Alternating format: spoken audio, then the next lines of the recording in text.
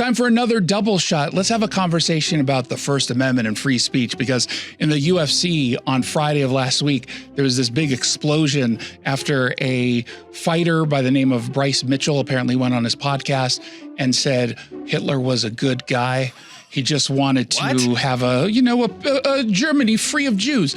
It was remarkably. I have not seen. This is literally the first second I'm hearing about the story. What happened? So he goes on his podcast and he says Hitler was a good guy who simply wanted to purify Germany by, quote, kicking the greedy Jews out that were destroying his country and turning them all into gays. The last part is a gay Jew, and we'll skip that part. But clearly anti-Semitic and hateful. So this is a UFC fighter. Dana White, who runs the UFC, comes out on Friday, does a press conference, and is obviously asked about this. And he rips into this guy. He calls him all sorts of names. Good. However, he says, we do have free speech. People get to do these things. Oh, yes, I get it. We have free speech. However, UFC is not a government agency. You don't get to hide behind free speech to explain why you're retaining a fighter who's a rabid anti-Semite. Here's a question for you, though. Did you grow up watching wrestling? Did you watch wrestling? World Wrestling? It used to be called World WWE. It used to be called WWF. Yeah. And then World Wrestling Federation. I think they shut that down because of the World Wildlife Fund. Body slammed them and took the name back. But the WWE, boo. You need villains in fighting. I wonder if Dana White was calculating. He said, you know what would make a pretty good villain? A Nazi? Like a Nazi who's talking about how much he doesn't like Jews. He's going to get beat up in the octagon, and it's good for people to see those kind of people get beat up. I don't know. I'm trying to justify it. I'll skip that. Unless there's like a lot of Jewish fighters who can just beat the crap out of this guy.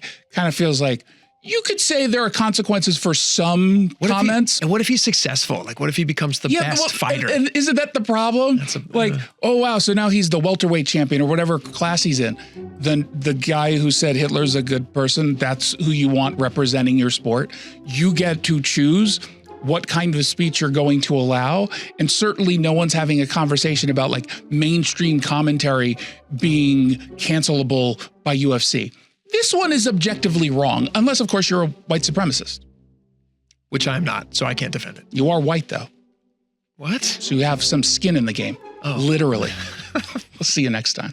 Hey, it's Jason Rantz here with Scott Rarucka from Legacy Group Capital. He's their CEO. So let's talk about someone who wants to invest in real estate. They don't quite know where to go, what to do, where to start, but they do know, obviously, that right now the market is really, really hot. So you're the place to do it. How do you help? Yeah. So how we help is, we've been investing in the greater Seattle area for over 20 years. And we have a historical track record that is we're super proud of.